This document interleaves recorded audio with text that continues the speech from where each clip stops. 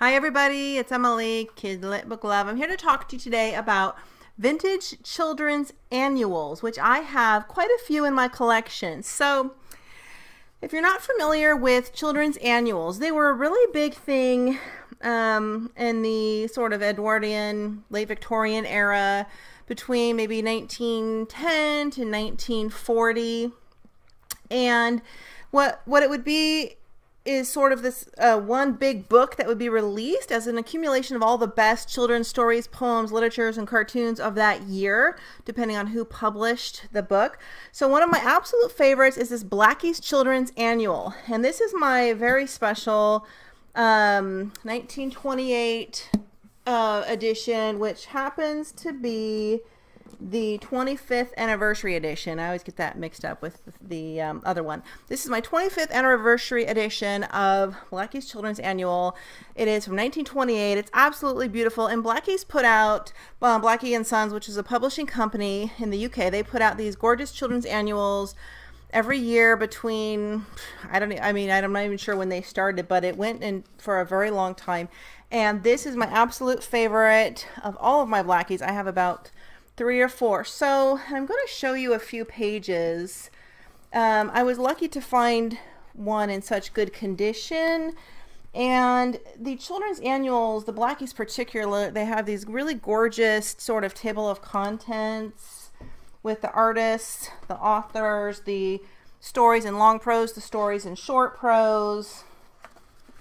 As you can see, with gorgeous illustration. And these books are very heavy, so they're not that easy to hold up. And they generally have a combination of color paintings, to black and white illustrations, to cartoons. There are a lot of beautiful ones, and this is really one of my favorites, as I said. And let me see if I can show you. Here's a poem called Uncle Jim. There are a lot of neat full stories in here as well. I mean, the children's annuals are really just, this is the Goblin of Google Goof. It's a really cute story. Blackies, and it says right here on the back, as sort of a review at the time.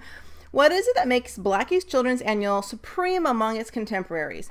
Simply this, that it is always absolutely dependable in every particular way. Its appearance is good, it is built up on the best materials, and its contents are so well blended that every young member of the family finds something of personal interest and appeal. And I agree with this. And if you are a vintage book collector, especially of children's books, you will love these Blackie's Annuals. Absolutely love them. I'm going to show you a few of my others. So again, this was my beautiful 1928 version. Here I have another one. This was my 1930 Blackie's Children's Annual. I also lucked out finding this one in very good condition from 2 different sellers. Not the easiest thing to do. And there's a little bit of a difference you can see over the 5 years in the publishing. I feel like the words got a little bigger and the art changed a little bit. There are a lot more plates, color plates that have sort of, not this one, but they have sort of an orangey tinge. And this one had some really great, really amusing, charming fantasy poems. And I really just love it. I just can't tell you how much I love these Blackie's Annuals. I mean, they're so, this is my absolute favorite, the letter where she writes a letter to her mom, because it's in British English. So this was, again, my beautiful Blackie's 1930 version. And I'm going to show you now, this is my 1916 version of the Boys and Girls at Home Annual. This one has a plastic cover to protect it. So again, this one's much earlier, 1916, than the other two, and you'll see quite a bit of difference, including with the inside. I have to be very careful how I hold this one up. The words are a lot bigger, crammed more onto the page, and a little bit more sort of calligraph calligraphy, I guess you could say, but the design is a little more Victorian as far as around the text boxes. There's a lot of design, sort of a lot of squiggle lines, things like that. This one has a huge page of text. So let me show you a few more, some really, really beautiful poems. So again, my 1916 Boys and Girls at Home. And let me show you there was another company called Ward and Locke, and they made some beautiful children's annuals called the Wonderbooks. So this one, which is particularly old, is my 1910 Wonderbook. 1910, this is how old this book is. Gorgeous condition by Ward and Locke companies. You can see on here, sorry about the glare. And it's actually inscribed in the front. It was given as a gift to somebody in 1910. And this one has a lot more of the sort of sepia drawings and art. Sepia as in sort of that brownish, vintage looking. They use a lot of real children's photos instead of art for their stories, for the fiction stories, which is great because I like to see the fashion and what some of the real children looked like. And then this one has a lot of oil paintings, and it does list in the book who the oil paintings are by, where it lists the plates. So you could definitely tell an age difference in this Wonderbook. Definitely, for sure. Very beautiful book, very fragile, and this is probably the oldest book I have in this kind of condition. Let's see if there's anything else of interest in here. See, you have a lot of these sort of green tint and sepia tint. So Ward and Locke's Wonderbook, and here is another Ward and Locke Wonderbook from a little bit later. This one is from the early 1920s. Didn't have an exact date, but that's the best I could come up with. The Story Wonderbook, also by Ward and Locke. If you can see how beautiful and bright the color is on the cover. And this one has a lot of sort of fairy tales in it, fantasy. It has a lot more of black and cream and oranges, I noticed, in the art. And you can see here, so it's a different style than the Blackies. It's quite a bit different than the earlier Ward and Locke one I just showed you. Big Sambo and Jumbo, a lot of great fiction stories, short stories, longer stories, and I love, it even uses really interesting calligraphy for some of the titles, The Elf, the Magician, and the Nightingale. So this was the Story Wonderbook, Ward and Locke from the 1920s. Very good condition.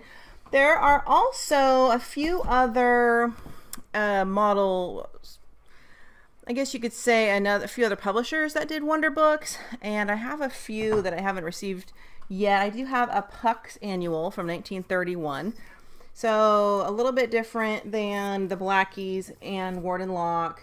The Blackies has a lot more cartoons in it, and even the images are quite a bit different. Very colorful and whimsical, which I really love this. I wish I had found this book in better condition, but it has a lot of adventure stories, pirates, and just girls and horse stories. There are some interesting cartoon, sort of the cartoon style, as far as the little image boxes with little boxes of text that coordinate, and the text is quite different.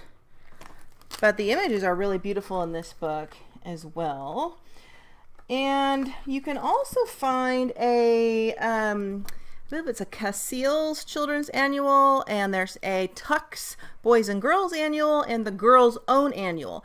And the Girls' Own Annuals were nonfiction and fiction. It had stories, but it had things for girls that were common for a girl's life at the time: cooking and recipes and fashion and stories and etiquette and a lot of fiction stories written by girls or by women for girls. So those are neat. You definitely can check out the girls' own annuals. The Tux annuals are for boys and girls and had a lot of science, activities, games, some stories. They're a little bit easier to come by, a little bit less expensive. The Blackies, if you can find them, the Blackies children's annuals, excuse me, it's not that easy to find them in this kind of condition. And if you find one in this condition, you're going to pay about $50 to $60, maybe $50 to $80. So you can definitely find them if you keep looking on eBay, Etsy, and Amazon through collectible sellers. And yeah, you have to be very careful about the condition and ask for interior spine, in the outside spine and the interior photo, so you can make sure they're not split in the center, because I learned my lesson the hard way.